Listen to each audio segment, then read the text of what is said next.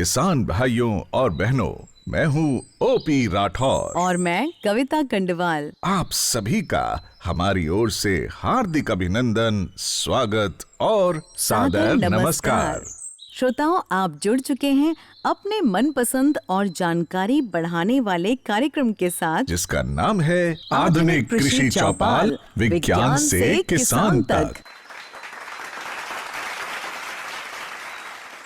श्रोताओं, ये खास पेशकश हम आपके लिए लेकर आए हैं भारत सरकार के कृषि एवं किसान कल्याण मंत्रालय के सौजन्य से और आकाशवाणी दिल्ली के प्रयास से। किसान भाइयों और बहनों, आज की आधुनिक कृषि चौपाल बहुत विशेष है, खास है हमारे लिए और आपके लिए भी। हमारे लिए इसलिए कि हमारे आज के मेहमानों में शामिल हैं एक अति विशिष्ट, प्रतिष्ठित और लोकप्रिय व्यक्तित्व, माननीय शिवराज सिंह चौहान जी।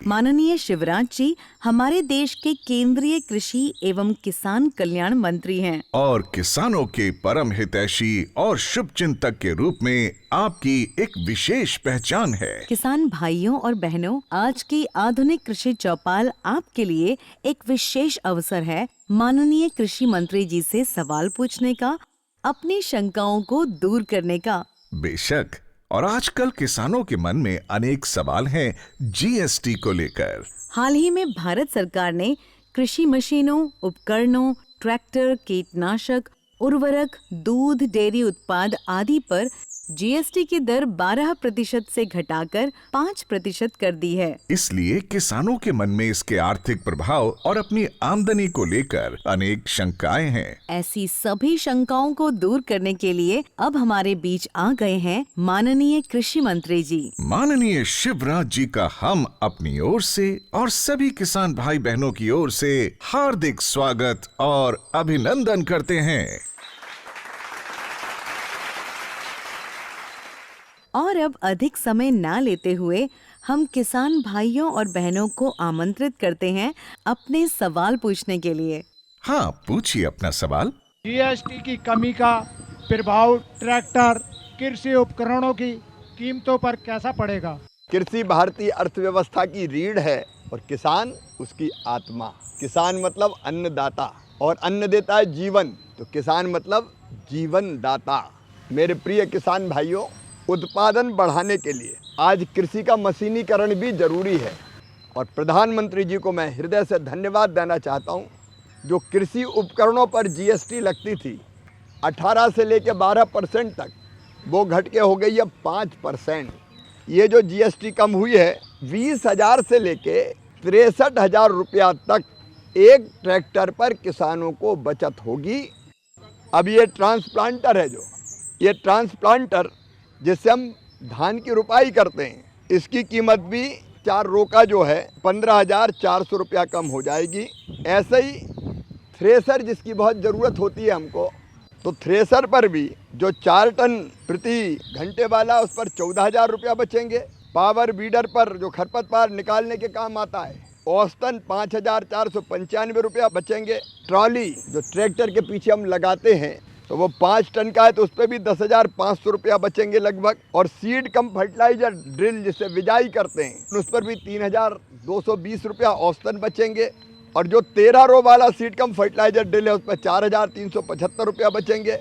हार्वेस्टर कंबाइन, तो इस पर 1,87,500 रुपया लगभग बचेंगे। ऐसे ही स्टार रीपर जो कटाई की मशीन है भूसे के, 21,875 रुपये। सुपर सीडर 16,875 रुपया। हैप्पी सीडर गेहूं के लिए 10,625 रुपया। और रोटावेटर जो जुताई के काम आता है 7,812 रुपया। और बेलर स्क्वायर जो गांठें बांधता हुआ चलता है गठाने, इस पर भी 93,750 रुपया। और मल्चर 11,562 रुपया। और न्यूमेटिक प्लांटर जो प्रिसीजन खेती के काम आता है 32,812 रुपया। ये कुछ चीज़ें मैंने आपको बताई है जिनकी कीमतें कम होगी, जिसका लाभ किसान को मिलेगा।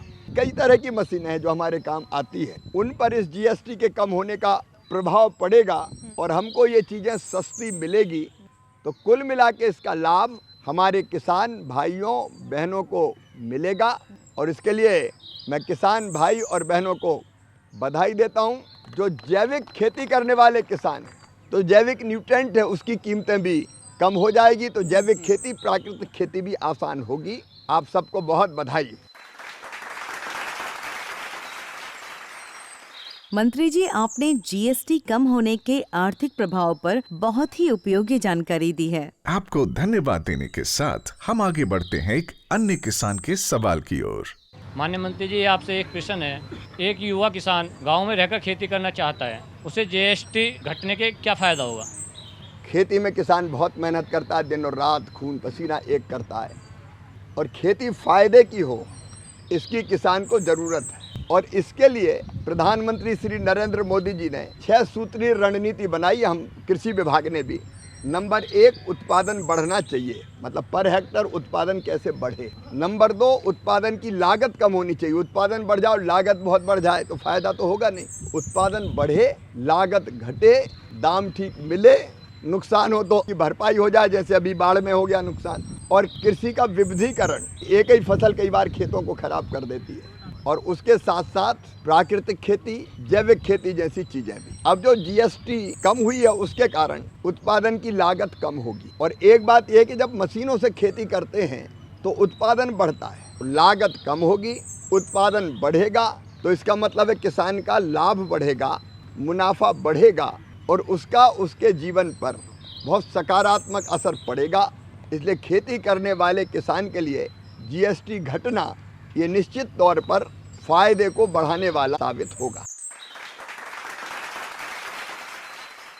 किसान भाइयों और बहनों, आजकल खेती में एक बड़ी समस्या बाजार में नकली दवाओं और नकली कीटनाशकों की है। हमारे किसान भाई इस पर एक सवाल पूछना चाहते हैं मंत्री महोदय से।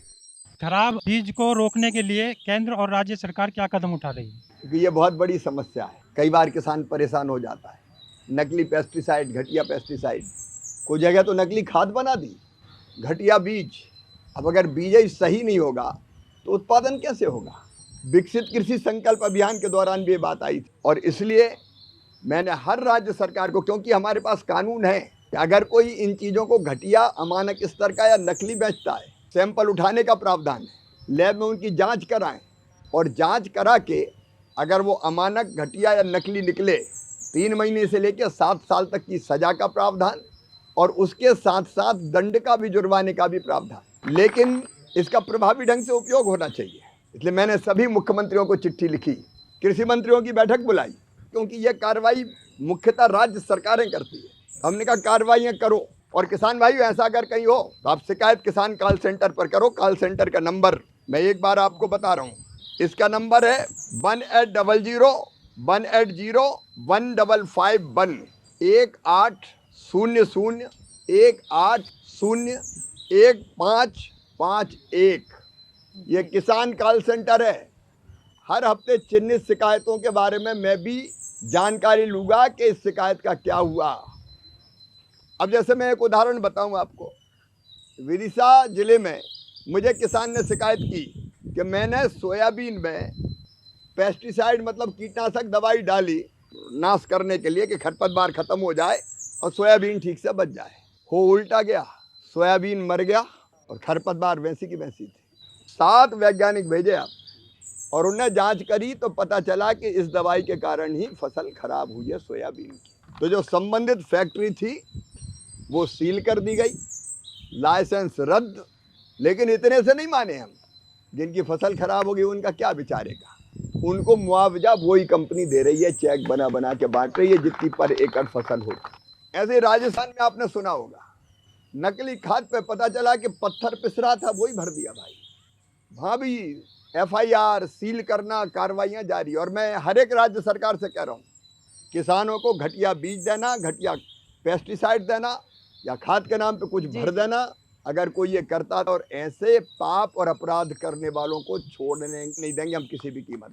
और एक और इसके साथ आपको सूचना देना चाहता हूँ कि अभी जो कानून है वो थोड़ा ढीला ढाला सा है, उसमें बड़ी कार्रवाई नहीं होती, और इसलिए अब एक कानून प्रस्तावित बना रहे हैं जिसमें भारी जुर्माना भी लगेगा। तो वो उसका प्रस्तावित स्वरूप बन रहा, ताकि कानून भी कठोर बना दें, ताकि किसान के साथ धोखा ना हो पाए। किसान भाइयों, मैं आपको आश्वस्त करता हूँ, नकली पेस्टिसाइड या अमानक बीज का काम करने वालों के खिलाफ सख्ततम कार्रवाई करेंगे। और यह किसान कॉल सेंटर आपके पास है, जहाँ भी ऐसी घटना हो तो उस कॉल सेंटर पर खबर कीजिए। हम राज्य सरकार से भी कहेंगे और हम भी टीम भेजेंगे। यद्यपि केंद्र सरकार के पास टीम छोटी है, राज्य को मुख्य रूप से करना है, लेकिन राज्य सरकार को भी हम कहेंगे और यहाँ से भी टीम भेजेंगे। इसी सिलसिले में हमारी एक महिला किसान का भी सवाल है। मेरा सवाल ये है, जब भी किसान किसी भी भूमि को कीटनाशक दवाई खरीदने के लिए जाए तो क्या क्या सावधानी बरतनी चाहिए? कई बार हम कहीं से भी कीटनाशक खरीद लेते हैं या बीज खाद खरीद लेते हैं। मेरा निवेदन है, अधिकृत जो दुकान है, जिनने लाइसेंस लिया है, पंजीकरण कराया है, उनसे ही खरीदें। और एक चीज़ और करें, बिल ज़रूर ले लेना, क्योंकि हम खरीदते और बिल नहीं लेते तो हमारे पास कोई प्रूफ ही नहीं रहता कि फलानी दुकान से खरीदी, बाद में वो मुकर जाता है। इसलिए एक तो अधिकृत पंजीकृत दुकान से खरीदें और दूसरे बिल ज़रूर ले लें, ताकि जांच के बाद वो घटिया निकले तो जिसने बेचा था उसको पकड़ सकें। ये सावधानी किसान जरूर बरतें। श्रोताओं, मंत्री महोदय के साथ आपका बहुत उपयोगी संवाद चल रहा है। इस चर्चा को हम जारी रखेंगे। इसी बीच हमारे साथ जुड़ रहे हैं कृषि एवं किसान कल्याण मंत्रालय के वनस्पति रक्षा सलाहकार doctor JP Singh. Doctor Singh, स्वागत है आपका। हमारे किसान भाई आपसे कुछ जानना चाहते हैं।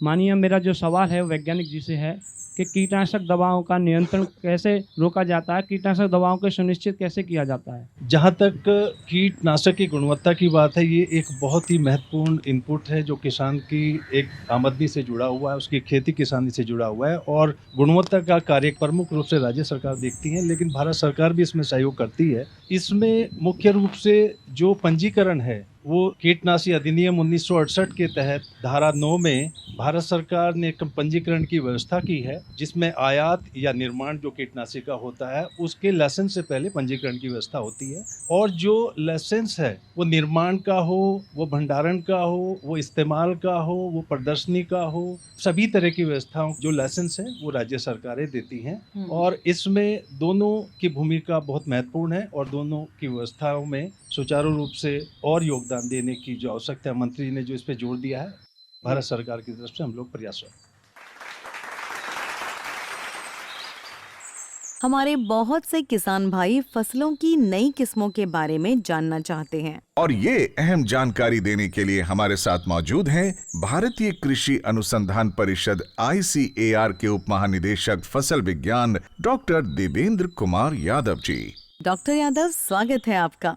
नई किस्में, जैसे पिछले 10 साल की अगर हम बात करें तो हमने पिछले 10 साल में 3053 विभिन्न किस्में निकाली और उसमें से 85% जो किस्में हैं वो जो आज क्लाइमेट रेजिलेंट की हम बात करते हैं बार बार, तो इनमें कोई ना कोई गुण, चाहे बीमारी के प्रति प्रतिरोधकता हो, चाहे कीड़े के लिए हो या अधिक तापमान, सूखे के लिए, जल भराव के लिए, तो उस तरह के गुण उसमें विद्यमान हैं। उसके साथ ही जो 190 के आसपास किस्में हमने बायोफोर्टिफाइड, जिसमें कि आपके न्यूट्रिशन ज़्यादा है, जैसे आज के डेट में एक माल न्यूट्रिशन एक बड़ी समस्या है, तो उसके लिए जो गेहूं में जो हमारी आज की डेट में किस्में हैं उसमें लगभग 50% जो क्षेत्र है आज गेहूं में वो बायोफोर्टिफाइड किस्मों से हैं, जिसमें प्रोटीन की मात्रा अधिक है, जिंक की मात्रा अधिक है, आयरन की मात्रा अधिक है। तो ये किस्म विकास का कार्य है। इसी तरह हॉर्टिकल्चर में भी लगभग हमने 815 किस्में पिछले 10 सालों में निकाली हैं।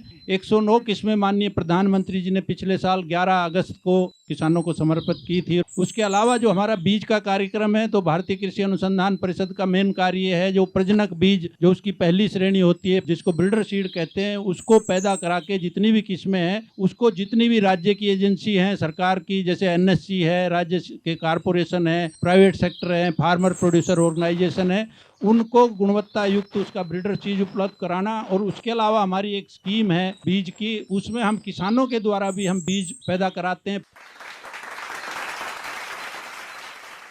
श्रोताओं, अब हम एक बार फिर से मंत्री जी के साथ संवाद को शुरू करेंगे। हाँ, तो किसान भाई अब आप पूछ सकते हैं अपना सवाल। मेरा सवाल है महोदय जी, जैव उत्तेजक के बारे में बताएं आप। कोई भी ऐसी दवाई जैव उत्तेजक के नाम पे जो बन रही है उसकी जांच करवानी पड़ेगी। बिना जांच के जो दवाइयाँ बिक रही है वो इलीगल, अवैध बिक रही है, ये मानना। और हम उसकी सूची भी जारी करने वाले हैं। तो हमने एक व्यवस्था की कि 3 जगह इसकी जांच वैज्ञानिक करेंगे और इसका फ़ायदा होगा तो इसको किसान को रिकमेंड करें कि भाई ये फ़ायदा है इससे। अभी तक जो मेरी जानकारी है, कुछ बढ़ गई होती पता नहीं, 642 के आसपास दवाई ऐसी निकली है जिनको डालने से फ़ायदा है और बन रही थी 30,000। तो जब जांच की बात आई तो थोड़े बहुत लोग तो वैसे ही जांच ही कराने नहीं आए। उसकी सूची बाकायदा प्रकाशित की जाएगी, जिसको डालने से फ़ायदा है, वैज्ञानिक जिसका परीक्षण हो गया हो उसी को हम लोग मानेंगे कि वो दवाई सही है। चलिए एक और सवाल लेते हैं अपने किसान भाई का। माननीय मंत्री जी, हाल ही में अभी आपकी सरकार के द्वारा कृषि संकल्प अभियान चलाया गया, उससे किसानों को बहुत फ़ायदा हुआ, वैज्ञानिक उनके घर तक पहुँचे। क्या आगे आने वाली जो रबी की फसल है हमें उसमें भी इसी तरीके का अभियान चलाए जाएंगे? खेती में अगर हमको पैदावार बढ़ानी है, प्रॉफिट बढ़ाना है, अच्छी उपज पैदा करनी है, तो ज़रूरी है कि आज की जो आधुनिक तकनीकी है और जो नए नए रिसर्च हो रहे हैं, हमारे वैज्ञानिक शोध कर रहे हैं। हमारे लगभग 16,000 कृषि वैज्ञानिक हैं जो ICAR के संस्थानों में काम करते हैं, रिसर्च कर रहे हैं, शोध कर रहे हैं। लेकिन एक बात थी कि वैज्ञानिक और किसानों का कभी मिलन ही नहीं होता था। वैज्ञानिक बैठे लैब में रिसर्च कर रहे हैं और किसान खेती कर रहा है। पिछले साल जब प्रधानमंत्री जी यहीं पूसा में आए थे और उन्होंने कई बीजों की किस्में रिलीज की थी, तब उनके मन में ये बात आई कि लैब टू लैंड जोड़ना चाहिए। मतलब किसान और वैज्ञानिक और एग्रीकल्चर का अमला, राज्य का हो, केंद्र का हो, वो सब मिलके तो बात करें कभी। और उसी से प्रेरणा लेके हमने इतने व्यापक पैमाने पर पहली बार विकसित कृषि संकल्प अभियान बनाया खरीफ की फसल के लिए। और विशेषकर 2 चीज़ें निकली। एक, किसानों ने अपनी समस्या बताई कि भैया जैसे मेरठ हम गए तो वहाँ एक वैरायटी है 238, अब उसमें वो रेड रोड घुस गई जो अंदर घुस के पूरे गन्ने को बर्बाद कर देती है। कपास में गुलाबी सुंडी एक बीमारी, ऐसी अलग अलग जगह किसानों ने बताई। तो ऐसे 500 बातें किसानों ने बताई हमें कि इन पे रिसर्च करो भैया, ये इस तकलीफ से हमें बचाओ। तो हमने तय किया कि हमारे वैज्ञानिक अब वो ही रिसर्च करेंगे जिसकी किसान को ज़रूरत है। जो समस्या उसी पे तो रिसर्च करो तो फ़ायदा है। अगर दूसरी चीज़ों पे रिसर्च होगा तो फ़ायदा उसका भी, लेकिन तत्काल उतनी ज़रूरत नहीं है। तो एक हमने तय किया कि जो समस्या आई है उस पर एक वैज्ञानिकों की टीम बनाएंगे और उनको एक टारगेट देंगे कि आप इस पे, जैसे लाल सड़न कैसे रुकेगी, गुलाबी सुंडी की बीमारी कैसे रुकेगी, जल्दी फल खराब, सब्जियां खराब हो जाती है तो हमें अच्छे रेट मिले, नहीं तो टमाटर 2 दिन में खराब हो गया तो औने पौने दाम में ही बेच के आना पड़ता है कई बार। ऐसे कई विषय बताए। तो हमने 1 टीम 1 टास्क करके तय कर दिया। हर टीम एक काम करके उसमें खोजे कि वो कैसे हम किसान की मदद करें। एक फ़ायदा ये हुआ। दूसरा फ़ायदा हुआ कि किसानों ने भी कई नवाचार किए। ये यहाँ बैठे वैज्ञानिक ही वैज्ञानिक नहीं है, किसान भी वैज्ञानिक है। वो तो खेत पे प्रयोग कर रहा है रोज। ऐसे 300 प्रयोग मिले हमें जो किसान खेत पे कर रहा है। जैसे वो मैं कह रहा था लीची की, तो बिहार के किसानों ने कहा कि इस पे ग्लूकोज का घोल लगा दो ऊपर तो सेल्फ लाइफ बढ़ जाएगी, तो सही में बढ़ती है। तो ऐसे जितने प्रयोग किसानों ने किया तो हमने वैज्ञानिकों से कहा भैया किसान ने काम किया या पूरा करो और बेहतर कैसे वैज्ञानिक रूप से हो सकता है ताकि बाकी किसानों को भी लाभ मिले।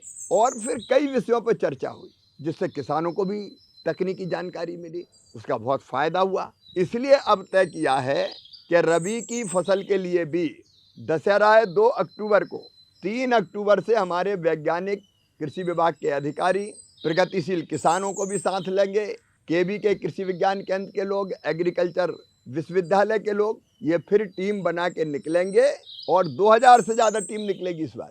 और वो 5-7 गाँव के बीच एक गाँव में जाएंगे। पहले से आपको सूचना दी जाएगी पूरे देश के किसानों को, और वो उस इलाके के बारे में, मान लीजिए कोई दलहन का क्षेत्र है, चना का है, मसूर का है, तुअर का है, तो उसके बारे में हम बात करेंगे। वहाँ की मिट्टी के पोषक तत्व, उसको ध्यान में रखते हुए वहाँ की जलवायु, कैसे खेती करें उसके बारे में चर्चा करेंगे।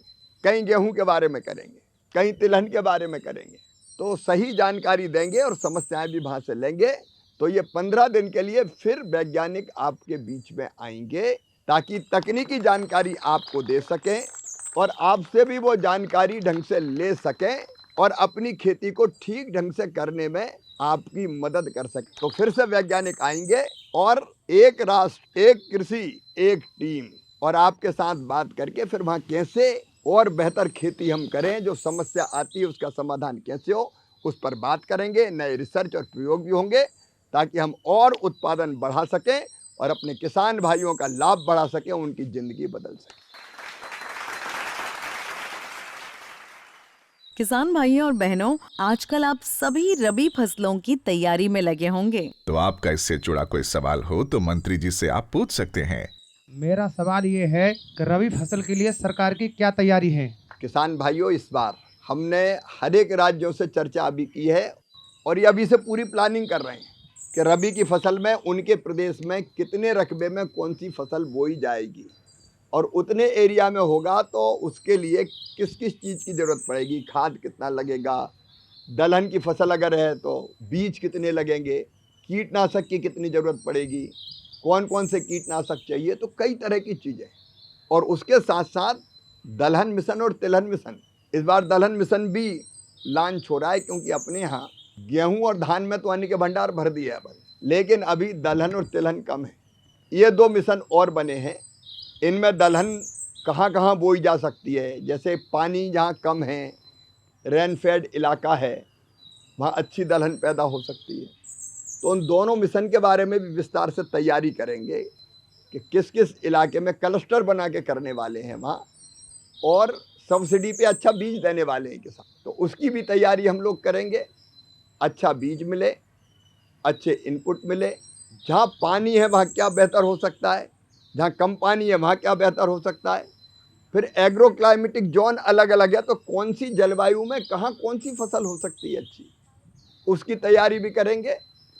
और एक चीज़ और है, 100 कम उत्पादकता वाले ज़िले अपने देश में जहाँ उत्पादन कम है चीज़ों का, गेहूं का भी कम है, दलहन का भी कम है, तिलहन का भी कम है बाकी प्रदेशों से, तो उनको भी तय किया। प्रधानमंत्री जी ने एक प्रधानमंत्री कृषि धन धान्य योजना बनाई जिसमें उन जिलों में हम विशेष प्रयत्न करेंगे कि वहाँ भी उत्पादन बढ़े और वहाँ के किसानों को भी लाभ मिले। तो रबी की फसल जहाँ कम पैदा हो रही वहाँ भी विशेष प्रयत्न क्या क्या किए जा सकते हैं, इसकी कोशिश भी करेंगे और इसके लिए बाकायदा भी राज्यों में तैयारी कर रहे हैं। तो मिलके हम रबी की शानदार तैयारी करेंगे, बेहतर तैयारी करेंगे ताकि अच्छे से अच्छा उत्पादन हम ढंग से ले सकें और लाभ को और बढ़ा सकें। श्रोताओं, आज हम बात कर रहे हैं कृषि की अनेक चुनौतियों की, समस्याओं की। और ऐसी ही एक अहम चुनौती है धान की पराली की, इसके उचित निपटान की। और इस अहम समस्या का निदान बताने के लिए हमारे साथ हैं भारतीय कृषि अनुसंधान परिषद यानी ICAR के महानिदेशक डॉक्टर ML जाट जी। डॉक्टर जाट, आपका आधुनिक कृषि चौपाल में स्वागत है। डॉक्टर जाट, हमारे श्रोताओं को कृपया बताएं कि पराली की समस्या को अवसर में कैसे बदला जा सकता है। 1 हेक्टेयर की पराली जलाने में 3 से 4 हजार रुपए का उसमें जो पोषक तत्व हैं उनका हम नुकसान कर बैठते हैं, धरती माता का नुकसान कर बैठते हैं, पर्यावरण का नुकसान कर बैठते हैं। और जो हमारी धरती को यदि बचाना है तो पराली को खेत में वापस खपाना है, और पराली को खेत में खपाने के लिए तकनीकें सारी उपलब्ध हैं, हर तरीके की तकनीक है। हम तो चाहेंगे कि खेत की पराली खेत में रहे, लेकिन जहां नहीं रह सकती, क्योंकि इतनी विविधता है, हर चीज़ हर जगह नहीं हो सकती, उसके लिए भी टेक्नोलॉजी है और सरकार की स्कीम है। माननीय मंत्री जी ने अभी बहुत सारे GST के बारे में जब बताया तो उसमें इतनी सारी मशीनें हैं जो पराली प्रबंधन के लिए हैं, चाहे हैप्पी सीडर हो चाहे स्मार्ट सीडर हो, तो टेक्नोलॉजी उपलब्ध है। जैसे मैं हैप्पी सीडर की बात करूं तो आप सीधे पराली में बिजाई कर सकते हैं, कुछ भी करने की जरूरत नहीं है, जुताइयां करने की जरूरत नहीं है। 1 हेक्टेयर में आप 7-8 हजार रुपया बचा सकते हैं, लागत कम कर सकते हैं और हमारी उर्वरा शक्ति है मिट्टी उसको भी बढ़ा सकते हैं। तो पराली प्रबंधन की सारी समुचित व्यवस्था है और भारत सरकार की सपोर्ट है पराली प्रबंधन के लिए। विभिन्न जो मशीनें हैं उसके ऊपर अनुदान है, अनुदान के साथ में GST और कम हो गई। तो पराली ना जलाएं, पराली हमारी धरती के लिए, हमारे पर्यावरण के लिए और सब लोगों के स्वास्थ्य के लिए पराली का जलाना ठीक नहीं है, हम उसको खेत में ही खपाएं। किसान भाइयों और बहनों, अब हम आधुनिक कृषि चौपाल की इस कड़ी के अंतिम पड़ाव पर आ पहुँचे हैं। हाँ, लेकिन इससे पहले हमारा माननीय कृषि मंत्री जी से अनुरोध है कि कृपया देश के किसानों को अपना प्रेरक संदेश दें। हमारे देश में खेत के आकार छोटे हैं, लैंड होल्डिंग हमारे यहाँ कम है, 86% किसान हमारे छोटे हैं, लघु हैं, सीमांत हैं। प्रधानमंत्री जी जो सोचते हैं, उनका जो विजन है कि हम खेत में एक ही तरह की खेती करें तो उतना प्रॉफिट नहीं होता, हमको इंटीग्रेटेड फार्मिंग मतलब एकीकृत खेती के बारे में विचार करना पड़ेगा और उसके लिए सरकार प्रयत्नरत है। प्रधानमंत्री जी भी उसका संदेश हमको देते हैं। एक ही फसल बोने के कारण जमीन में एक तरह से वही फसल बोने के कारण कई पोषक तत्वों की कमी हो जाती है। तो अगर हमने एक साल गेहूं लगाया, सोयाबीन लगाया, दूसरे साल अगर हमने दलहनी फसल लगा दी तो जो धरती को जरूरत है पोषक तत्वों की, उसकी पूर्ति अपने आप हो जाती है। एक तो ये, दूसरा ये कि अकेली खेती नहीं, खेती के साथ पशुपालन, मधुमक्खी पालन, कृषि वानिकी, जिनकी रुचि हो मछली पालन जैसे क्षेत्र में भी जा सकते हैं। तो कई तरह की इंटीग्रेटेड फार्मिंग का मतलब है कई तरह की चीज़ें एक साथ करना, और उसका एक मॉडल हमने बनाया है। विकसित कृषि संकल्प अभियान में वो भी जगह जगह बताएंगे। देखो, आमदनी बढ़ानी तो खेती के साथ कोई ना कोई चीज़ जोड़नी पड़ेगी भाई। आगे जाके हम जैसे दलहन मिशन बना रहे हैं और कई चीज़ करने वाले, जैसे जब दाल बहुत हो रही है वह दाल मिल किसानी लगाए या FPO लगाएं और वहाँ की दाल वही प्रोसेस हो जाए। टमाटर के रेट कई बार बहुत पैदा हो जाता है तो कम हो जाते हैं, तो टमाटर की प्रोसेसिंग वही हो जाए। FPOज बना के अकेला किसान नहीं, समूह में किसान अगर फसल पैदा करें और उनमें से सॉर्टिंग करके अच्छी छांट के पैक करके भेजें तो रेट अच्छे मिलेंगे। तो ऐसी कई चीज़ें कर रहे हैं। तो मेरी आपसे अपील और निवेदन है कि हम एकीकृत खेती की तरफ भी बढ़ें। और एक बात मैं कहना चाहता हूँ अपने बाढ़ से प्रभावित किसान भाइयों और बहनों के लिए, वो भी हमारे अपने हैं। एक बार अगर फसल बर्बाद हो जाती है 5 साल किसान पनपता नहीं है। जहाँ जहाँ ऐसी आपदा आई उन किसान भाइयों से भी कहना है सरकार आपके साथ खड़ी है। तो हम राज्य सरकारों से बात करेंगे, मैं भी पहुँचूँगा कि कैसे फसल बीमा का ठीक से लाभ मिले, तो उनकी ज़िंदगी को भी पटरी पर लाने के सारे उपाय किए जाएंगे। मैं फिर ये कहना चाहता हूँ कि किसान के बिना मनुष्य की ज़िंदगी भी नहीं चल सकती। किसान धरती का भगवान है और उसकी सेवा में सरकार कोई कसर नहीं छोड़ेगी, ये हमारा संकल्प है।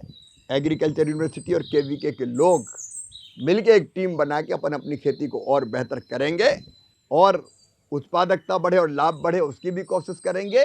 इतना पैदा करेंगे कि दुनिया में हमारा सामान जाए। आधुनिक कृषि चौपाल की पूरी टीम की ओर से और सभी किसान भाइयों और बहनों की ओर से हम माननीय कृषि मंत्री महोदय का हार्दिक आभार प्रकट करते हैं और उन्हें धन्यवाद देते हैं। श्रोताओं, हमारा आपसे अनुरोध है कि हमें ये जरूर बताएं कि आज की आधुनिक कृषि चौपाल आपको कैसी लगी, और यह भी बताएं कि इसे और अधिक उपयोगी तथा रोचक बनाने के लिए हमें क्या करना होगा, क्या जोड़ना होगा, क्या घटाना पड़ेगा। बिल्कुल, तो अपनी प्रतिक्रियाएं और सुझाव भेजने के लिए हमारा ईमेल पता नोट कर लें। हमारा ईमेल पता है kkbongold@gmail.com। ईमेल पता एक बार फिर से सुने, नोट करें, kkbongold@gmail.com। किसान भाइयों और बहनों, हम जल्दी ही आपसे फिर रूबरू होंगे, लेकर आएंगे आधुनिक कृषि चौपाल की एक नई कड़ी, नई जानकारियों के साथ, नई थीम के साथ। तब तक के लिए हमें दीजिए विदा और स्वीकार करिए हम दोनों का प्यार भरा नमस्कार।